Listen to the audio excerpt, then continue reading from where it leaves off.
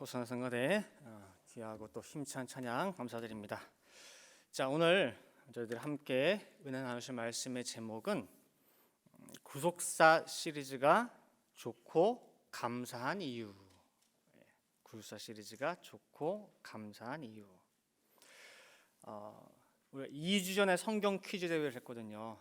그죠? 그래서 지난주에는 이제 다른 교회 목사님 오셔가지고 또 귀한 말씀 통해서 은혜를 받았고 저희가 2주 만에 만났는데 그 성경 퀴즈 대회를 준비하는 시간들이 너무나 감사한 시간들이었어요. 왜 감사했느냐? 모든 분들이 그 기간 동안 부담과 스트레스를 엄청 받았거든요. 그래서 감사해요. 왜냐하면은 그 스트레스는 하나님께서 참 기뻐하시는 스트레스예요. 호세아 6장 3절 말씀에 보면은 우리가 여호와를 알자, 힘써 여호와를 알자 그랬거든요.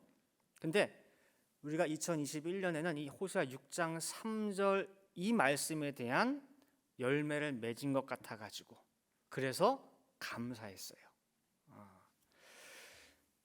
그 덕분에 저희가 이 구속사 책을 그래도 많이 보게 됐고 또 배우게 됐어요. 제가 몇 달 전에 그 수요 예배 때 예수 믿어서 좋은 것이 무엇이냐라는 제목으로 설교를 했는데 그때 내용 중에 우리가 한국 살다가 미국 가서 살면서 미국 살면서 좋은 것이 있잖아요. 미국 사니까 뭐가 좋아요? 물어보면은 내 체험을 통해 가지고 이거는 이래서 한국보다 좋고 요거는 요거 이래서 좋고 라고 얘기할 수가 있어요. 그렇다고 한다면은 내가 예수를 믿는데 예수 믿으니까 뭐가 좋습니까? 라고 물어보면은 무엇이라 대답하겠느냐 라고 하는 것을 생각하는 시간을 그때 가졌었어요. 자, 오늘은 여러분들이 열심히 이 구속사 시리즈를 공부했는데 그 열공을 해보니까 무엇이 좋은지 한번 살펴보자는 거예요. 여러분들이 공부해보니까 뭐가 좋던가요? 뭐가 좋았어요? 힘들었던 것밖에 기억 안 나세요? 그래서 오늘 설교를 함께 듣고 하시면서 어느 만큼 공감이 가는지 한번 자신의 체험과 비교해가면서 한번 맞춰보시기를 바라겠습니다. 자, 구속사 시리즈가 좋고 감사한 이유. 자, 첫 번째 1대지로 성경을 가깝게 해줍니다. 성경을 가깝게 해줘요. 이제 구속사 시리즈 저자이신 박아브람 목사님께서 하신 말씀이 바로 이거예요. 구속사 시리즈의 집필 목적이 뭐냐라고 할 때에 이렇게 말씀하셨어요. 성경을 가깝게 해준다는 거예요. 즉 하나님과 가깝게 해주는 것이라 말씀하셨어요. 우리가 하도 막 구속사 뭐 할 때도 구속사 이거 할 때도 구속사 기도할 때도 구속사 하다 보니까 마치 성경보다 구속사가 더 중요하고 성경보다 구속사가 더 위에 있는 것처럼 그렇게 비춰질 수가 있어요. 그러나 결코 그렇지 않습니다. 집필 목적을 여러분들이 아셔야 돼요. 뭐냐? 집필 목적은 딱 하나예요. 뭐예요? 성경을 가깝게. 성도들이 여러분들이 성경이요 쉬운 책이 아니에요. 정말 어려운 책이에요. 그래서 성도들이 성경을 읽는데 조금이라도 쉽게 이해할 수 있도록 하나하나 데리고 다니면서 설명을 해주는 거예요. 성경 단어와 단어 사이에 있는 것, 줄과 줄 사이에 있는 그 사실들을 하나 꺼내가지고 감춰져 있던 이야기들을 우리한테 재미있게 들려주는 거예요. 예를 들어볼까요? 창세기 5장에 보면은 5장 족보가 나와요. 아담 족보. 근데 그 족보 어디에 아담과 구대손 라멕이 56년 함께 살았다라고 기록이 되어 있습니까? 창세기 5장 몇 절에 나와 있어요, 그게? 아담과 구대손 라멕이 56년을 같이 살았어. 라고 하는 기록이 창세기 5장 어디에 나와요? 예? 몇 절에? 안 나옵니다. 그죠? 없어요. 기록 자체가. 근데 분명히 있습니까? 없습니까? 있어요. 그죠? 자세하게 연대표, 아담이 살았던 나이, 그 다음에 셋 나이, 아들 낳은 나이 쭉쭉쭉쭉 연대표를 그려보니까 얼레리 없는데 있네요. 분명히 역사적 사실로 뭐예요? 나오는 거예요. 그러면은 아담이 구대손 라멕과 56년을 같이 살면서 그때까지 모든 후손을 같이 살면서 뭐 하며 살았을까? 아담이. 그죠? 이거에 대한 숨겨진 이야기들도 관심도 없고 몰랐는데 라멕이 아들 노아 이름 지으면서 한 신앙 고백 속에 아담이 그냥 산 것이 아니라 대대손손 말씀을 증거했구나. 에덴에서의 타락의 실상, 그 현장을 자손들에게 알려줬구나 라는 것을 알려주는 거예요. 우리는 못 봤는데 감춰져 있어요. 그게. 창세기 11장에도 보시면은 노아와 10대 후손 20대 아브라함이 58년 동시에 살았다고 하는 거 성경에 기록이 있습니까? 없습니까? 없습니다. 근데 있어요? 없어요? 있어요. 없는데 있어요. 이처럼 성경 안에 감춰져 있는 스토리, 그 현장으로 데리고 들어가는 것이 구속사 시리즈예요. 그래서 성경이 재미있어져요. 성경이 가까워져요. 성경이 가까워지다 보니까 하나님이 가까워지게 돼요.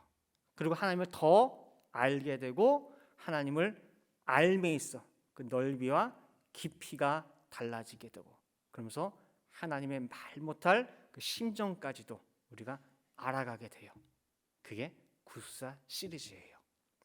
두 번째로는 뭐가 좋고 뭐가 감사하냐? 두 번째로 성경 전체 그림을 그려줘요. 성경 전체적인 그림을 그려줘요. 예를 들어서 이제 거실 이렇게 왔다 갔다 보면 이렇게 와이프가 뭐 드라마 같은 거 보고 있잖아요. 지나가다가 가끔 보면은 제 눈에 그 상황만 딱 보여요. 펼쳐진 그 상황만. 그러면 보면서 지나가다 저 사람은 왜 울어? 왜 둘이 싸워? 둘이 자매 아니었어 이렇게? 그럼 막 설명을 해줍니다. 저야 쟤와 무슨 관계고 제가 어떻게 됐고 쟤네 둘이 어릴 때 병원에서 애가 바뀌어가지고 제가 이 집으로 얘가 이 집으로 가고 뭐 막 설명을 해줘요. 그래가지고 나중에 뭐 엄마 아빠가 누구였는데 나중에 애를 찾아가지고 뭐 다시 돌아오고 뭐하고 막 인물 관계들 설명을 해주는데 복잡해요. 그죠? 와이프는 되게 심플하게 알려준다고 하는데 복잡해 저는. 재미도 없어요. 그 나중에 결론적으로 야 찾았으면 된 거지 뭐가 문제야? 뭐가 그렇게 막 설켜 막 얽히고 설켜. 저 엄마는 왜 저래? 나쁜 엄마네. 아우 못됐네. 왜 욕하고 저렇게 멱살 잡고 난리야 막 그래요. 근데 와이프는 뭐라 그래요? 아니야. 그럴 만한 이유가 있는 거야. 지금 저 엄마 마음이 아니야. 알지 못하면 가만히 있어 그래요. 나는 지금 벌어지는 저 상황만 보고 판단을 하는데 와이프는 아니에요. 그 속사정을 아니까 엄마가 왜 저 행동을 하는지 저것이 사랑의 행동이라고 하는 거 내가 볼 땐 전혀 아닌데 그죠? 그래서 오히려 눈물을 흘리고 있어. 난 욕하고 있는데 이해되시겠어요? 이게 성경을 보는데도 적용이 돼요. 성경 볼 때도 띄엄띄엄 그 상황만 보는 사람과 성경을 전체적으로부터 쭉 맥을 이어서 보는 사람과 보는 시각과 감정과 느끼는 것이 다른 거예요. 아시겠죠? 제가 한 15년, 20년 전에도 전도사 때도 광야 생활 중에 있는 모세가 반석 친 사건에 대해서 열심히 설교하고 가르치고 했어요. 두 번 있죠. 하나는 주르 반석이고 이 반석은 지면에 붙어 있는 지반이고 두 번째는 셀라 반석이고 이건 하늘로 우뚝 솟은 고반이고 하나는 초림을 나타내고 하나는 뭐 재림을 예표하고 모세가 믿지 못해가지고 그러면 명해야 되는데 쳤다. 그 바람에 가나안 들어가지 못했다. 가르쳤어요 그 당시에도. 그런데 그 두 사건이 출애굽 몇 년 전에, 몇 년째에, 그리고 각각 언제 일어났으며 장소가 어디며 그 앞뒤 전후 상황이 어떠했으며 구술사적으로 어떻게 이것이 적용되고 있는지를 입체적 시각으로 가르치는 데 있어서 그때와 지금은 뭐예요? 현저히 달라요. 현저히 달라. 그때는 아까 제가 말씀드린 대로 단편적인 요 상황만 그 안에서 놓고 가르쳤다면은 이것은 뭐예요? 전체 가운데에서 가르칠 수 있다 보니까 더 풍부하게 가르칠 수 있어요. 달라요. 그 시각을 누가 알려준 거예요? 구술사 시리즈가. 그래서 여러분들이 이번에 성경 퀴즈 준비하시면서 구속사 1권부터 5권까지 공부하셨어요. 이 5권까지 공부하면은 구약 성경을 전체적으로 볼 수 있는 시각을 줘요. 그래서 족보를 통해 가지고 여러분들이 정리를 해볼 수도 있고, 연대별로도 정리해 볼 수가 있고, 전체 흐름 속에서 주제를 가지고 정리할 수 있고, 선지자 통해서 정리할 수 있고, 왕 통해서 정리할 수가 있고, 여러 가지로 뭐예요? 배치하고 조합할 수 있는 그런 역량이 생기게 돼요. 나무만 보는 것이 아니라 전체 숲을 볼 수 있도록 만들어주는 것, 이것이 바로 구속사 시리즈의 힘이고 큰 매력이에요. 아시겠죠? 그 다음에 세 번째, 구속사 시리즈가 왜 감사하고 좋으냐 할 때 확신 있게 해줘요. 확신 있게 해줘. 디모데후서 3장 14절 보시면은 그러나 너는 배우고 확신한 일에 거하라 말씀하고 있죠. 배웠어. 그럼 뭐예요? 확신을 가져야 돼. 근데 배웠어도 아직까지 뭐예요? 아리까리한 경우가 많아요. 사람이요, 알고 있다 생각했던 것도 상대방이 진짜야? 응, 진짜야. 두 번째, 확실해? 진짜야? 진짜일걸? 세 번째, 진짜 확실해? 진짜야? 그러면 난 그렇게 알고 있는데. 어떻게 돼요? 세 번을 물어보면은 대답이 흐려지게 돼요. 여러분들 잘 알지 않으세요? 여러분들이 당연히 안다고 생각하고 대답을 했는데 제가 진짜요? 물어본 적 많죠? 그 맞으세요? 물어보면 대답해야 안 해요, 여러분들. 대답 안 해요. 또 뭐가 있나? 또 내가 뭐 모르겠나 해가지고 또 대답 못 하셔요. 그럼 내가 알고 있는 것이 확실한 거예요? 확실하지 않은 거예요? 확실하지 않은 거예요. 제가 질문 잘하죠. 그죠? 뜬금없는 질문 잘해요. 어쨌든 예를 들어서 마태복음 14장에 보면은 막 풍랑으로 고생할 때 예수님 물 위에 걸어오시잖아요. 그때 베드로가 예수님이 승하시고 저도 물 위로 걸을 수 있도록 명해 주세요 했잖아요. 그래서 와라 그랬죠. 그래가지고 물 위를 베드로가 걸어갑니다. 그죠?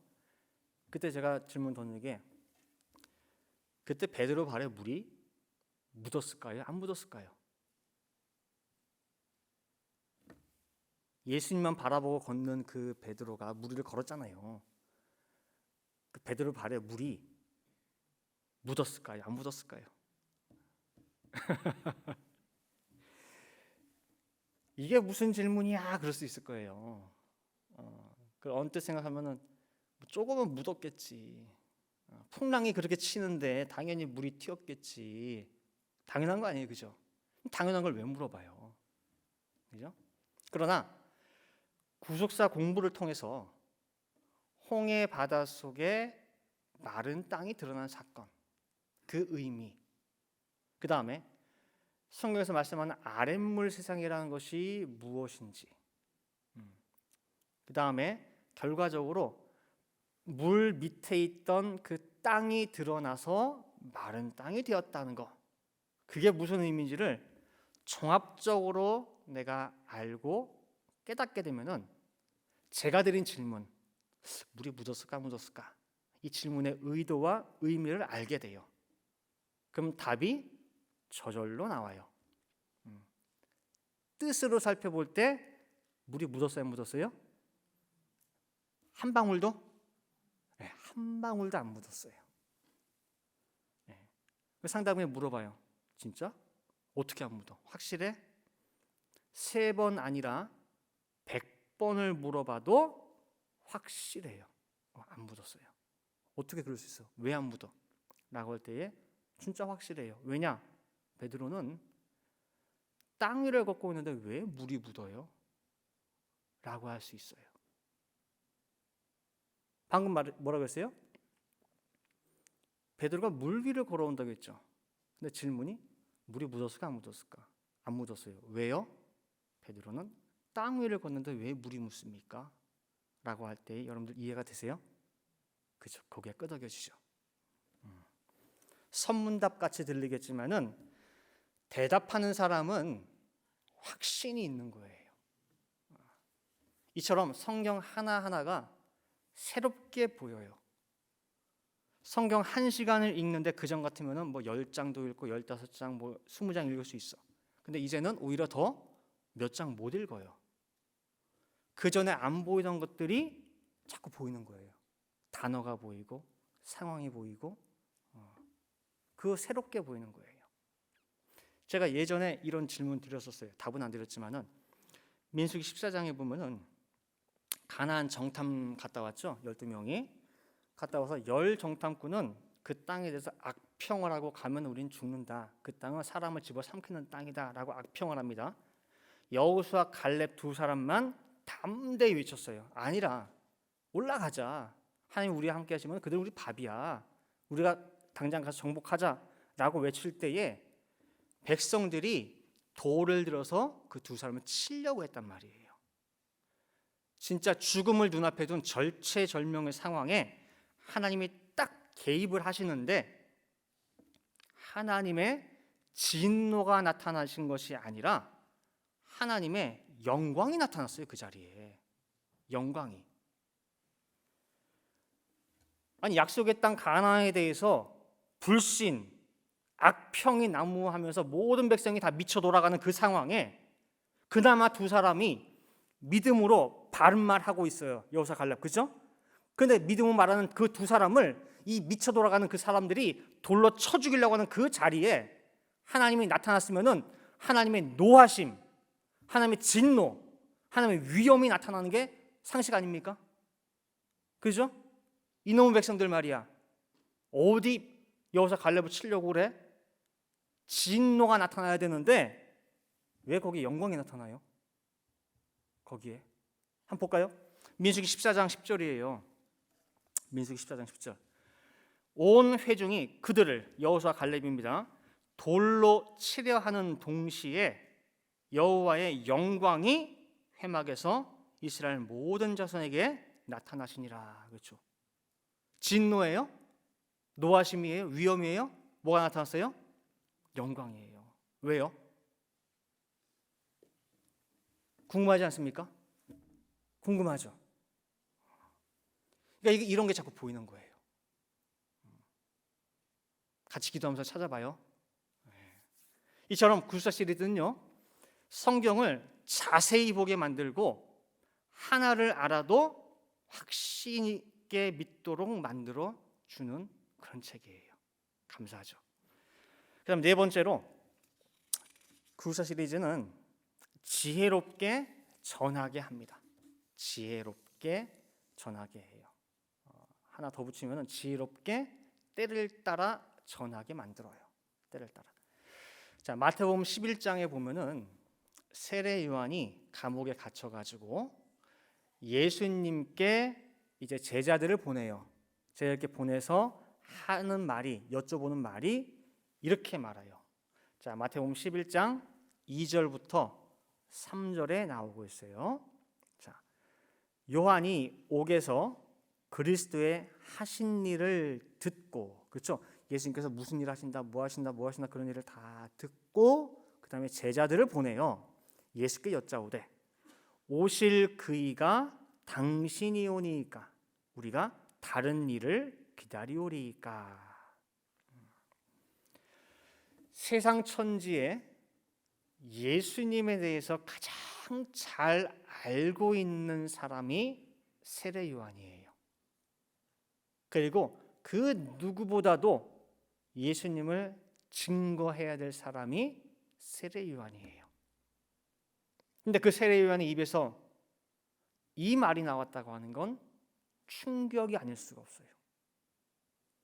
성경에 예언된 메시아, 그분이 당신입니까? 아니라면은 다른 사람을 우리가 기다릴까요? 예수님 입장에서는요, 기가 막히는 말이에요. 이거는 어떻게 세례 요한 입에서 이런 말이 나올 수 있어요? 그죠? 그럼 관점을 달리해서 세례 요한에게 예수님에 관해서 소식을 전달한 세례 요한의 제자들은 대체 예수님에 대해 무슨 말을 어떻게 전했길래 세례 요한이 이렇게 시험에 콱 들어버렸냐 그 말이에요. 그렇죠? 아까 읽었잖아요. 예수님이 하신 일을 듣고 그랬잖아요. 그렇죠? 한 번 듣고 두 번 듣고 세 번 듣고 10번 듣는 가운데에 나온 결론이 뭐예요? 당신이 그분 맞습니까? 다른 사람 기다릴까요 우리가? 소식을 전한 제자들이 대체 어떻게 전했길래 세례 요한이 이렇게 됐냐 그 소리예요. 결론적으로 말씀드리면은 세례 요한 제자들은 예수님을 전혀 몰랐어요. 제대로 몰랐어요. 모르니까 자기가 보고 싶은 것만 보고 판단하고 세례 요한에게 전한 거예요. 자, 그 제자들이 모셨던 세례 요한은요, 경건한 모습이에요. 늘 금식하고 늘 기도하고 세례주고 다른 사람들을 회개케 만들고 회심시키고 누가 봐도 경건한 선지자의 모습과 그러한 덕을 갖췄어요. 반면에 예수님을 보니까요, 예수님 금식하는 거 본 적이 없어요. 경건하고 거룩한 모습 찾아볼 수가 없어요. 늘 보면은 부어라 마셔라 뭐 술잔 딱 기울이고 있죠. 맨날 어울리는 거 보면 뭐예요? 죄인들이랑 맨날 같이 다녀. 그러니까 소문이 뭐예요? 죄인들의 친구래 친구. 옆에 늘 여자들 끼고 다녀. 근데 보면 여자들이 다 뭐예요? 품행이 바른 여자들이 아니에요. 마태복음 9장 14절 말씀 보세요. 마태복음 9장 14절. 그때에 요한의 제자들이 예수께 나와 가로되 우리와 바리새인들은 금식하는데, 그렇죠? 세례 요한 스승 세례 요한뿐만 아니라 제자들도 같이 뭐예요? 늘 금식하고 기도하고 그런 거 하는데 어찌하여 당신의 제자들은 금식하지 아니하나이까 그러는 거예요. 예수님이나 예수님 제자들이나 아무리 봐도 금식하는 꼴을 본 적이 없어요. 요즘 말로 하면 목사 맞아? 목사가 왜 저래? 오죽 참고 참으면 말로 물어볼 정도예요. 물어볼 정도. 누가복음 7장 34, 35절 말씀 봐도요. 인자는 와서 먹고 마시매 너희 말이 보라 먹기를 탐하고 그랬어요. 먹기를 탐한다 그러면요. 그냥 이렇게 얌전하게 먹는 게 아니라 개걸스럽게 먹는 그런 모습이에요. 막 와구 먹어요. 먹기를 탐하고 포도주를 즐기는 사람이요 세리와 죄인의 친구로다 하니. 예수님의 소문이 그렇게 나 있어요. 소문이. 그런즉 지혜는 자기의 모든 자녀로 인하여 옳다함을 얻느니라 그랬어요. 지혜가 있는 자에게는 뭐예요? 그 모습이 옳게 보이지만은 지혜가 없는 자에게 볼 때는 뭐예요? 다 이상한 거예요. 따라서 세례 요한의 제자들은 예수님이 왜 그러시는지 전혀 몰라요. 감도 못 잡습니다. 그렇기 때문에 자기 기준을 가지고 예수님 하는 거 이거는 이래서 안 되고 저건 저래서 잘못됐고 자기 보고 싶은 것만 보고 듣고 판단한 거예요. 예수님을 제대로 볼 지혜가 없었어요. 지혜가 없다 보니까 잘못 전한 거예요. 우리 성도들도 사실 이런 모습 자주 범하는 문제들이에요. 내 기준으로 보고, 내 기준으로 듣고, 내 기준으로 판단해 버리고, 그 다음에 내 입에서 말이 나가는 거예요. 그런데 구속사는요, 정확한 성경의 기준과 그런 시각을 제시해 줘요. 그래서 이 구속사를 정확하게 배우고 익힌 사람은 제대로 전할 수 있는 지혜를 줘요. 예를 들어, 여러분들 혹시 이런 질문 받아보신 적 없으세요? 하나님이 사람을 그렇게 사랑하신다고 한다면은 왜 에덴 동산에다가 선악을 알게 한 나무는 만들어 놨느냐?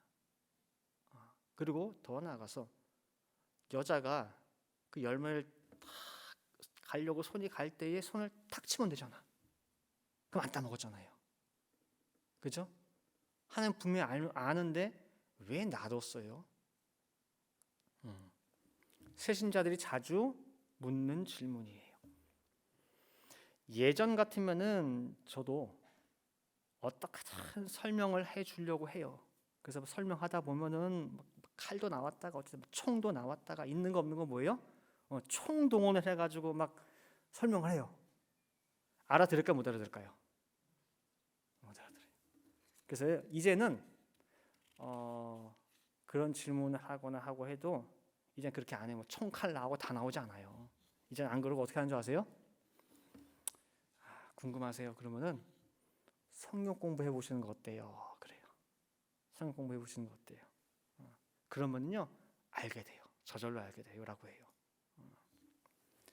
지나고 보니까 내 아는 지식 총동원해가지고 설명하려고 하는 그 자체 있죠. 그것도 알고 보니까 내 욕심이고 지혜가 없는 행동이었어요. 그게 상대방의 때를 볼 수 있는 지혜가 필요한데 그게 부족했던 거예요. 그게 그래서 이젠 그렇게 안 해요. 예를 들어서 어떤 초등학생 아이가 물어봐요. 아저씨, 쇠로 만든 배가 배 쇠로 만들었잖아요, 그죠? 어떻게 물 위에 떠요? 물어봐요. 그러면서 하는 말이 우리 집 욕조에 물 받아놓고 아무리 해도 쇠가 떠요, 안 떠요? 가라앉아요. 안 뜬다는 얘기예요. 이거 보시라고 말해요, 이거 보시라고. 근데 왜 그 큰 배가 뜹니까? 물 위에? 그럼 여러분 어떻게 설명하실래요? 조그마한 초등학생한테. 그렇죠? 부력이라고 하는 개념을 알려줘야겠죠. 부력. 그렇죠? 이게 물의 밀도가 있는데 그 물의 밀도에 비해서 부피가 큰 경우에는 물이 밀어내는 힘이 작용을 해요. 그래서 쇠라 할지라도 부력에 의해서 물이 밀어내는 힘에 의해서 물에 뜨게 되고 뭐 이렇게 쭉 설명을 합니다. 근데 문제는 이 초등학생이 공부는 또 하기 싫어해. 공부는 하기 싫어해. 밀도고 부피고 부력이고 뭐예요? 다 귀찮아. 그저 우리 집 욕조에 깔아앉는 쇳덩이 이것처럼 확실한 게 어딨냐 그 소리예요. 왜 이상한 이론을 들고 나와가지고 합리화시키려고 하느냐. 어른들이 뭔가 숨기고 있는 게 있다. 음모다. 막 그런 식으로 얘기를 해. 자, 이 꼬마 초등학생을 여러분들 어떻게 상대하실래요? 쇠른 배가 어떻게 뜨는지 궁금은 해. 근데 필요한 개념과 공부는 하기 싫대. 그저 보이는 쇳덩이만 손에 들고 계속 물에 던지면서 이거 보라고 그것만 외치고 있어요. 어떻게 하실래요? 궁금은 한데 공부는 하기 싫대. 이런 초등학생의 모습이 우리 주변에 너무너무 많아요. 하나님이 어떻고 저떻고, 하나님이 해도 어떻게 보면 너무하시고 어쩌고 저쩌고, 성경이 이래서 이해가 안 되고, 성경이 이래서 모순되고, 성경이 이래서 말이 되느냐, 어쩌고 저쩌고 얘기를 해요. 그러면은 시간 내서 공부 좀 해보실래요? 그건 귀찮대, 싫대. 저절로 뭐해? 에라이. 그냥 답답하죠. 기다릴 수밖에 없어요. 기다릴 수밖에. 근데 내가 가진 양식이 몇 가지 없을 때에는 그때가 될 때까지 한참 기다려야 돼요. 그 수밖에 없으니까. 그러나 이 구사 시리즈는요, 성경을 전체적이고 입체적으로 보게 만들기 때문에 아까 같은 그런 초등학생이 상대방이라 할지라도 그에 맞게 전할 수가 있는 양식이 있어요. 그 다음에 또 대학생이면은 또 그에 맞게, 석박사면 또 그에 맞게 전할 수 있도록, 지혜롭게 전할 수 있도록 해주는 게 바로 뭐예요? 구사 시리즈예요. 그 전에 옛날 제가 알고 있던 지식 가지고 전하려면요, 이 초등학생 대학이가 뭐예요? 힘들어요. 얘 어떻게 상대하지? 라고 할 수 있는데, 이제 구사 시리즈를 가지고 쭉 입체적으로 성경을 보게 되면은 그 상대방의 뭐예요? 연령대에 맞게, 때에 맞게 뭐예요? 요건 요렇게 하겠구나. 얘는 진짜 많이 씹어가지고 거의 죽을 만들어서 줘야 되겠구나. 그죠? 그는 지혜를 주는 거예요. 자, 누가복음 12장 42절 말씀을 봐도 주께서 가라사대 지혜 있고 진실한 청지기가 되어, 그랬죠. 청지기인데 뭐가 있대요? 지혜가 있어. 지혜가 있고 진실한 청지기가 되어서 주인에게 그 집 종들을 맡아 뭐를 따라서? 때를 따라서, 그 사람의 때를 따라서 양식을 하나하나 나누어 줄 자가 누구냐라는 거예요. 그래서 때를 따라 양식을 나눠줄 수 있는 그 지혜, 그것을 주는 것이 바로 뭐예요? 구사 시리즈예요. 이제 결론 맺도록 하겠습니다. 사도행전 17장에 보면은요, 그 베레아 사람들에 대해서 나와요. 베레아 사람들. 사도 바울이 쭉 전도여행 가운데에 지나갔던 장소 중에 하나가 베레아예요. 근데 그 사람들에 대해서 나오는데, 이 사람들은 사도 바울이 복음을 전할 때 이것이 그러한가 해가지고 날마다 성경을 상고했어요. 자, 사도행전 17장 11절 말씀 보시면은, 베레아 사람은 데살로니가에 있는 사람보다 더 신사적이어서 간절한 마음으로 말씀을 받고 이것이 그러한가 하여 날마다 성경을 상고함으로 말씀하고 있어요. 자, 여기서 이것이 그러한가 라고 하는 그 말을 놓고 보면은 꼭 의심스러워 가지고 확인하는 것으로 해석될 수가 있잖아요. 그죠? 근데 이 그러한가 라고 하는 말의 헬라어 원어가 후토예요. 후토. 뜻이 뭐냐면은 이 길로, 이 방법을 따라, 이와 같이라는 거예요. 즉 후토라는 말이 뭐냐면은 내가 그전에는 어떤 문제를 볼 때 항상 요 방식으로만 봤어요. 근데 사도 바울이 이 말을 하니까 항상 보던 이 방식이 아니라 뭐예요? 사도 바울이 말한 방식대로 한번 내가 봐보는 거예요. 그래? 그럼 내가 그 방법으로 한번 내가 볼게. 그 길을 따라서 내가 한번 해볼게 라는 거예요. 즉 이 베레아 사람들은요, 사도 바울의 복음을 듣고 그냥 은혜 받았습니다, 감사합니다, 그걸 끝난 게 아니에요. 그걸 끝난 게 아니라 집에 가서 사도 바울의 그 방법, 그 지침을 따라서 그대로 한번 뭐예요? 성경을 봤다는 거예요. 그 방법으로, 그 길로. 지금까지는 구약의 안경을 끼고 그 방법으로 봤어. 구약의 안경을 끼고. 근데 이제는 사도 바울을 통해서 예수 그리스도의 복음, 그 복음의 방법을 따라서 성경을 봤다는 거예요. 다른 시각을 가지고, 다른 관점을 가지고. 그랬더니 그 결과 이어지는 12절에 그 중에 믿는 사람이 많았다 말씀하고 있어요. 그렇죠? 그 방법을 따라서 보니까 믿어져.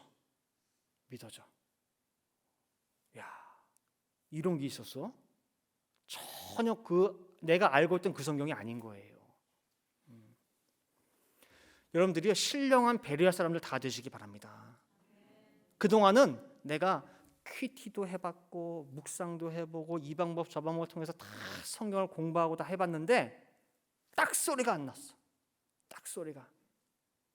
근데 이제는 구속사 시리즈가 인도하는 대로 한번 따라가 보시기 바랍니다. 네? 아까 사도 바울이 가르쳐줬더니 베레아 사람은 어떻게 했어요? 그래? 그 방법을 따라 그 길로 내가 한번 볼게 라고 했던 결론이 뭐였어요? 믿어지는 거예요. 네. 이 구속사 시리즈를 통해서 그게 한번 따라가 보세요. 그러면요, 안 보였던 길들이 보이고 그중에는 잘 못 올라갔던 산도 보이고 바위도 보이고 나무 주변 경치도 보이고 바람도 느껴지고 얼들이 보니까 길가에 작은 꽃들도 펴 있어요. 꽃들도 분명히 그 전부터 있던 꽃들인데 그동안은 이게 왜 안 보였지? 몰랐어요. 가까이 가서 보니까 이 꽃은 이래서 이쁘고 저 꽃은 독특한 향기를 내뿜고 있고 주변 경치가 뭐예요? 보이는 거예요. 그 길을 따라가다 보니까. 자, 오늘 설교를 통해서 구속사 시리즈가 왜 그렇게 좋은 건지 자랑을 좀 했어요. 예. 자, 올롱 목사님이요 그런 말씀 많이 하셨어요. 특히 교역자들한테 하신 말씀이 뭐냐면은 절대로 너희들 앵무새 되지 말아라. 약장사 되지 말라고 숱하게 말씀하셨어요. 앵무새랑 약장사가 뭐예요? 말씀 증거하고 하는데 앵무새 약장사가 찾지 말래요. 앵무새는 뜻도 모르고 말하는 거예요. 약장사는 내가 뭐 무릎에 좋은 약, 허리에 좋은 약, 두통에 좋은 어디에 좋은 약 하긴 하는데 자기 파는 약 먹어보고 파는 사람 누가 있어요? 없죠. 약장사는 자기 파는 약에 대한 체험이 없어요. 없으면서 어디 좋다 이거 기가 막힌 약이다 라고 하면서 팔아요. 난 체험도 없으면서. 그게 앵무새고 약장사예요. 근데 오늘 구속사가 왜 좋고 왜 감사한지 드린 말씀은 앵무새 아니고 약장사 아닙니다. 제가 먹어봤고 체험해 본 내용이에요. 그러니까 여러분들도 꼭 먹어보시라고 강력 추천하는 거예요. 아시겠죠? 그래서 구속사 말씀 앞으로 열방이 노래하며 춤추고 나온다고 했는데 우리가 먼저 그 맛을 알아야 될 거 아니에요. 그죠? 내가 노래한 적 없고 춤춰 본 적이 없는데 누구를 그렇게 만들겠어요? 내가 신명이 나야지 남도 신나게 만들고 내가 노래하고 춤출 수 있어야 다른 사람도 노래와 춤추게 할 수 있고 그 노래와 춤을 알려줄 수가 있는 거예요. 아시겠죠? 그래서 우리 늘픈 동산의 모든 성도들이 이 구속사의 노래와 구속사의 춤을 신나게 추시기를 간절히 바라겠습니다. 함께 기도하시겠습니다. 사랑과 은혜가 충만하신 아버지 하나님, 2021년 이제 마지막 한 달 남았습니다. 2021년 돌아보는 가운데에 아버지 앞에 늘 부족하고 정말 늘 모자란 그런 삶을 살아왔다고 하는 것을 고백할 수밖에 없습니다. 그러나 참 감사한 것은 저희들에게 이 구속사를 공부할 수 있도록 정말 성령 퀴즈 대회를 허락해 주시고 그 기간 동안 정말 호세아 6장 3절에 열매를 맺을 수 있도록 인도해 주시니 감사를 드립니다. 저들에게 이렇게 귀한 구속사 말씀을 주셔서 성경을 볼 수 있게 해주시고 성경 안으로 깊이 있게 들어가게 해주시고 그동안 보지 못했던 하나하나 이것이 이거야, 저것이 저거야, 이것은 정말 오래된 나무고 이 나무가 어떤 역할을 하고 또 여기에 피어있는 작은 꽃들 너무너무 이쁘지, 이 꽃이 참 이런 향기를 내고 있다, 하나하나 저희들에게 가르쳐 주시고 인도해 주셨건만 혹여라도 저희의 시선이 다른 데로 향하고 있었고 하시는 그 귀한 말씀을 한 귀로 듣고 한 귀로 흘려버리는 그런 저희들의 바쁜 삶은 아니었습니까? 다시금 이 말씀에 주목할 수 있는 기회를 주신 거 너무너무 감사를 드리고 이제는 저희들이 먼저 이 구수한 말씀 앞에 정말 풍덩하고 빠지는 가운데에 이 안에서 정말 신명나게 춤을 출 수 있고 노래할 수 있는 저희 모든 성도가 되게 도와주시옵소서. 그래서 내가 불렀던 이 구속사의 노래, 내가 춤췄던 이 구속사의 춤을 정말 앞으로 다가오는 열방들에게 전할 수 있고 가르쳐 줄 수 있는 우리 모든 늘분동산의 성도들, 구속사의 새 일꾼들, 구속사의 증인들 다 될 수 있도록 인도하여 주시옵소서. 반드시 그렇게 될 줄을 믿고 감사드리며 이 모든 말씀 사랑에 많으신 예수 그리스도 받들어 기도 올리옵나이다. 아멘.